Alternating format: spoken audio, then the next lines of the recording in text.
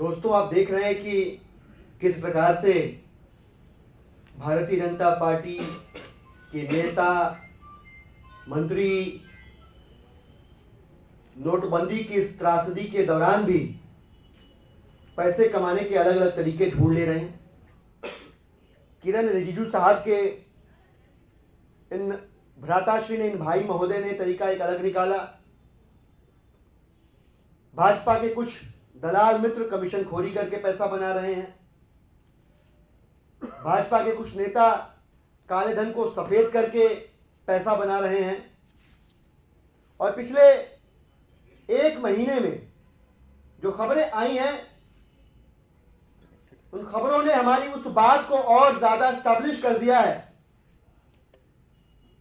कि नोटबंदी का ये कानून माननीय मोदी जी अपने अमीर दोस्तों को फायदा पहुंचाने के लिए, भारतीय जनता पार्टी वालों के काले धन के रंग को सफेद करने के लिए और कमीशन खोरी के जरिए वे तमाम दलाल जो भाजपा से अप्रत्यक्ष रूप से जुड़े हुए हैं या प्रत्यक्ष रूप से जुड़े हुए हैं, उनको लाभ पहुंचाने के लिए पूरी योजना लाई गई, जो दरअसल भारतीय राजनीति का सबसे बड़ा घोटाला है। 8 लाख करोड़ रुपए का घोटाला है।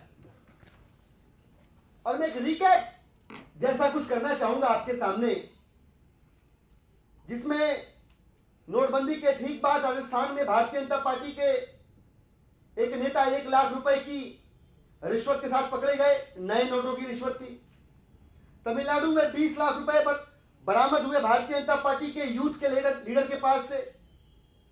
वेस्ट बंगाल में भाजपा के नेता जो विधायक का चुनाव लड़ चुके हैं, उनके पास से 33 लाख रुपए बरामद हुए।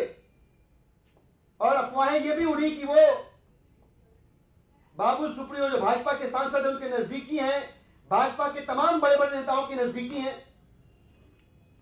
तो वहां एक प्रश्न जिसका जवाब अब तक मिल नहीं पाया कि ये उनका ही पैसा था या किसी और भाजपा के बड़े नेता के फ्रंटमैन के रूप में वो काम कर रहे हैं। महाराष्ट्र में 91 लाख रुपए के नोट भाजपा के नेता के यहां से बरामद हुए। और यह सब जब शुरू हुआ, तभी भारतीय जनता पार्टी के एक सांसद ने और राजस्थान के एक विधायक ने कहा, वही कहा जो हमने कहा कि अंबानी अदानी जैसे लोगों को नोटबंदी की इस योजना के बारे में पहले से पता था।